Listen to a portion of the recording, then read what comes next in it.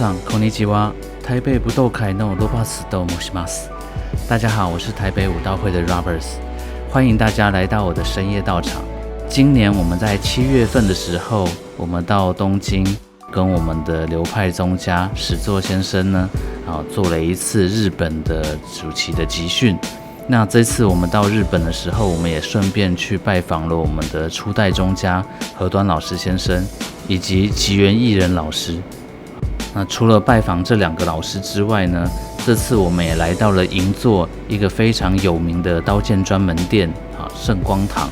那圣光堂呢，它主要创立于明治38年，也就是西元1905年，专门于日本古刀剑、刀装具、武具、甲胄等等之类的一些贩卖，以及刀剑和刀装具的制作、修理、研磨还有加工的一些业务，是一个非常非常有名的100年的刀剑专门店了。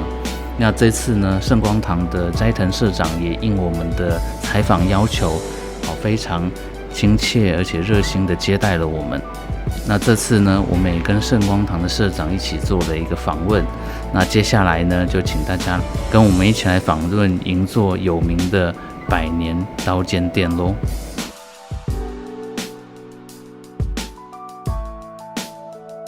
うちにある刀ですか。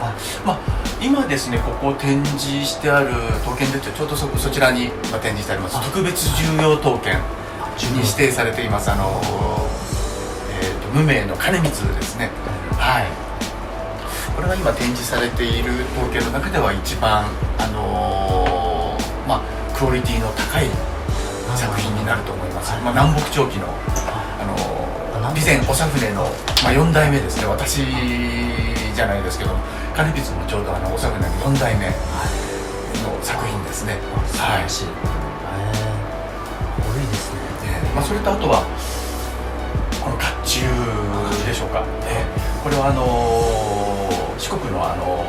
媛の大洲ですね。大洲藩の加藤家7代目の安武という殿様の着用不足だったんですけども、これ何がすごいかって、作り全体すごいんですけども、ここ一番のポイントはこの兜、ヘルメットですね。これが鎌倉時代のものを使用して、この江戸時代に甲冑に仕立てたという鎌倉時代のヘルメットですね。兜。はい。じゃあ500年くらい。いや、もうちょっと古い。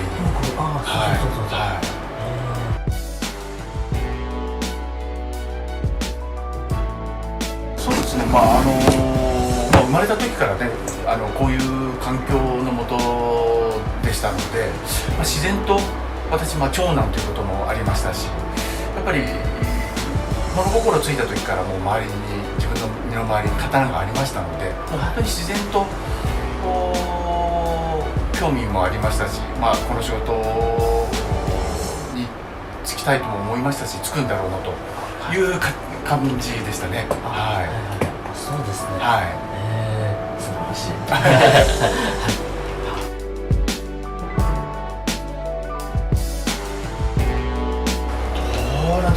古武道をされる方はその鑑賞するだけじゃなくて、実際にやっぱり、それを演武というんでしょうかね、使われるということなんで、ちょっと私その武道の心得が正直ないものですから、この辺なんとアドバイスをさせていいかわからないんですけど、でもやっぱり一番はやっぱり刀を見て手に持っていただいて、やっぱりその感覚フィーリングっていうのはまず大事じゃないでしょうかね。やっぱりその鑑賞するだけにあっても、やっぱりパッと見た時に、我々もそうなんですけども、初めて、刀を見せていただいてパッと持った瞬間にやっぱ感じるものがあるんですよね。ですからそのやっぱりご自分のその感性感覚、やっぱりお作りになる人もそうだと思うんですよね。やっぱりその感性感覚っていうのが大事だと思うんで、やっぱりまず持った瞬間の自分にどうなのかなっていう、何かやっぱり来るものがあると思うんですよ。合ってるもの、そういう感性を大事にされるのがいいんじゃないでしょうかね。みんな大体感触、すごく大事だと思います。大事ですね。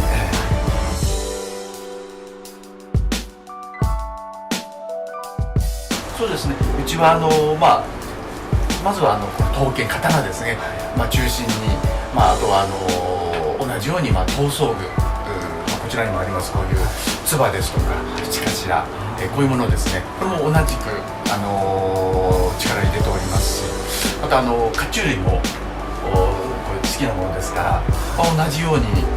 やっております。刀屋さんの中にはね、刀だけで塗装具はほとんどやらないとか甲冑もやらないっていう、ね、お店によっていろいろさまざま特色があるんですけども、私は父もそうだったようにこの塗装具、甲冑も全て刀剣と同じように好きなので、常に何か、ね、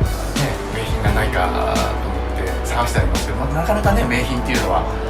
そう簡単には出会えないので、もうそこが一番今仕事する上で一番、難しいというか大変なところですね、この名品との出会いが。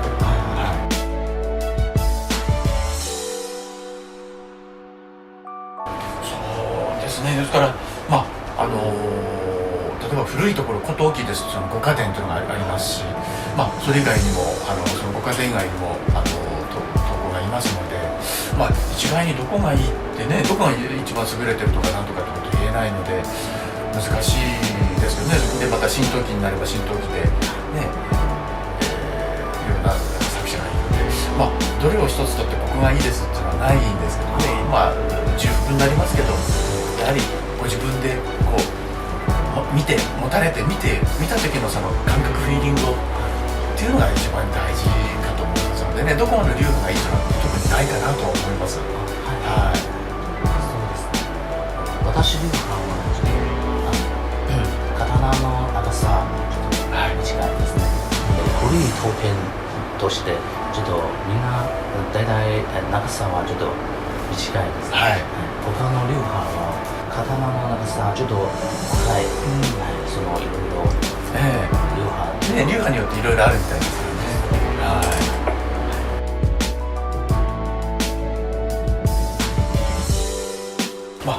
ちょっと刀は切れるものですからね。まさ金庫なりそういうところでね保存されるのがいいと思いますし、簡単にそんなに刀って錆びるねたりするもんじゃないんですけども、やはり手入れはねきちっとよく我々最低どのぐらいしたらいいんですかなんていう質問を受けるんですけども、多ければ多くてね全然構わないんですけども、最低ねそれでも年に4回ぐらいこの季節の変わり目は少なくともお手入れをしていただきたいなと思いますし、どうかと何かという場合には確かに武器になりますのでね、きちっとそれ安全なね、刀興味よく知らない人はパッと見るとついつい歯なんか本当に切れるのかなと触ってみたくなっちゃったり、人間の心理でありますのでね、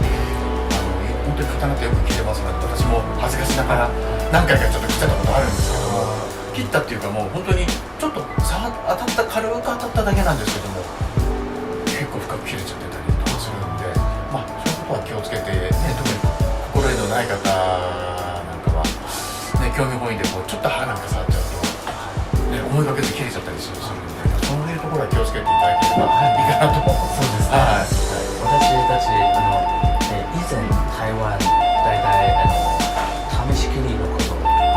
っていました。そしてみんな大体手とか怪我がねですからね、思いがけずよく切れますよね。そうみんなすごく安全な方法で守ること。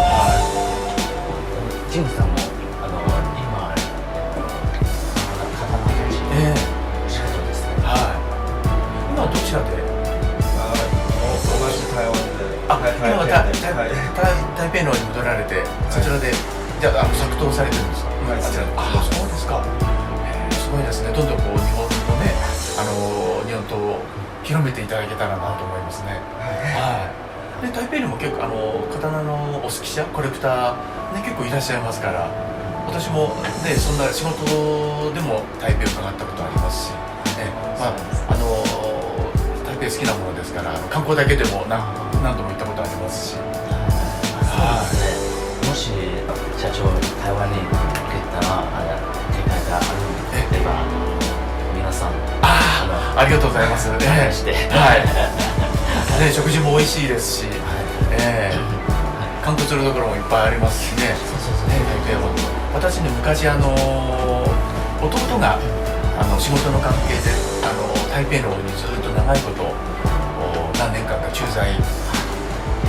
ていたもんですから、そんなんでちょっと弟のところを訪ねたりで台北何回か行ったり、その後仕事ですとかなんかそんなことで何度か行ってるんですけども、本当素晴らしい、ね、国ですよね。私もすごく大好きで、またコロナが明けたんで行ってみたいなと。コロナの影響でみんな海外旅行機会がない、でも台北の方たち、台湾の方たちは一番世界でもね、このコロナのいろんななんというか対策はすごく、ね、素晴らしい対策だったりとかね、世界の中でも。そう、その時ですよね。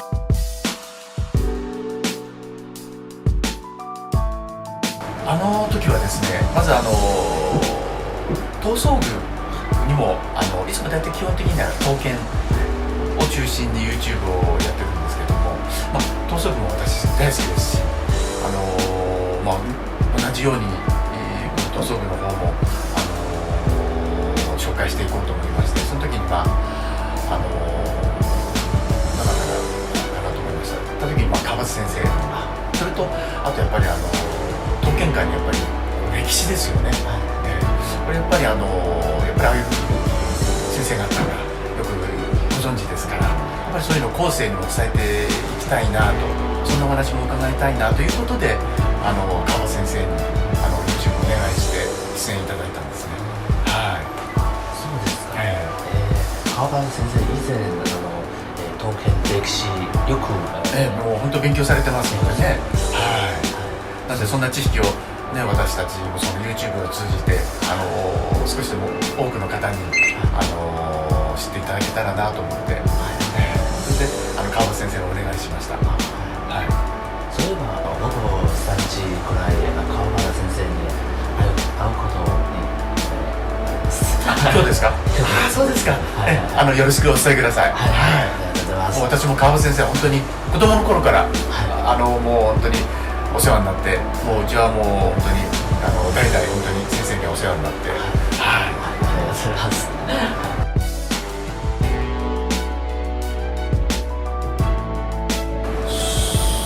そうですね。始めたきっかけっていうのは、一番は刀剣のこの魅力、素晴らしさですね。これに僕は日本が世界に誇れる本当に素晴らしい美術品、美しいものだと思いますので、それを多くの方に、普及活動ですね。で、いろんな方法があって、最初はね YouTube じゃなくて別の方法でなんていうことを模索してたんですけども、なかなかやっぱり実現できなかったんですね。で、今その YouTube の方は映画監督になる方と一緒に2人で、二人三脚でずっとこれもう3年4年目になるんですけどやってきたんです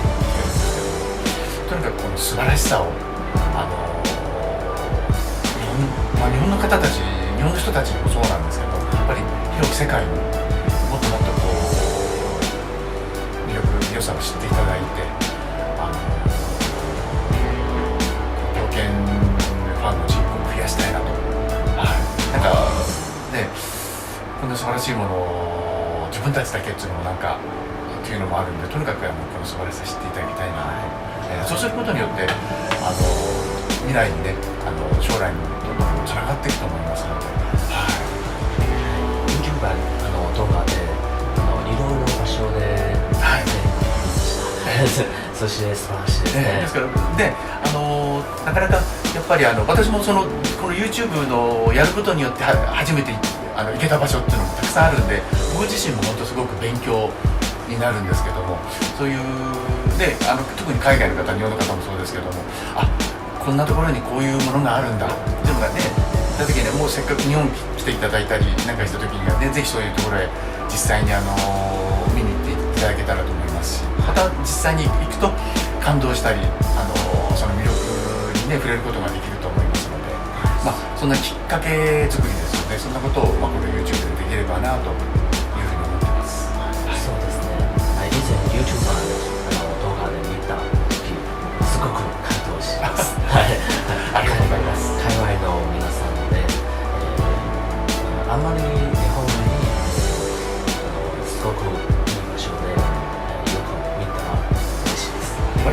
人でもねいろんな場所に全ての場所に行ってるわけじゃないので、ね、本当に日本人の方にも見て、ね、そういう場所に行っていただけたらなと思いますし、もう海外からの方にもどんどん行っていただきたいなと思います。一つだけ質問したいことがあります。何でしょうか。コロナによって、当店会には影響がありますか？そうですね、やっぱりこのコロナの時はね、世界中討見会だけじゃなくて、本当に世界とのなかなかコミュニケーションっていうのが難しくなっちゃったかと思うんですけどもね、今ねまた再開しましたので、またどんどんね僕も積極的に今コロナもう去年5月ぐらいから積極的にちょっとね行き来大変だったですけども、それでもやっぱりお話があったりしたら海外に出てるんですけども、もう積極的にこの3年の間で行き来がなかった分頑張って早く取り戻そうと思っておりますけど、やっぱりかなり影響はあったと思います。みんな影響ちょっとそうですね。多いですね。はいちごさんでもこれから挽回いくらでもできると思いますので、私も間もなく2週間ぐらいするとアメリカへ毎年サンフランシスコでソードショーがあるんですけど、毎年行ってるんですけど、今年も行ってまいります。アメリカだけじゃなくてアジアで